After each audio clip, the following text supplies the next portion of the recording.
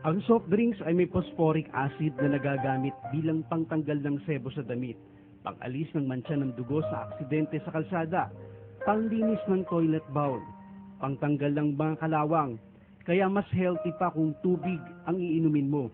Pero ayon sa Pulse Asia, sa 70 milyong mga Pilipino, alam nyo bang mahigit 20 milyong litro ng soft drinks ang nabebenta sa isang araw lang? Na kung peperahin ay kulang 600 milyong piso sa isang araw lang. Kaya kung sa isang araw lang ay hindi tayo iinom ng soft drinks, makakalikom tayo ng halagang maaaring makabili na ng 4 na milyong kaban ng bigas.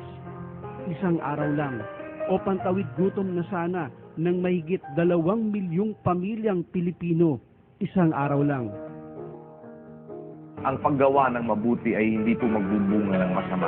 Ito ang aming kampanya, kaya magpapasimula naman ang lahat na yan sa isang araw lang.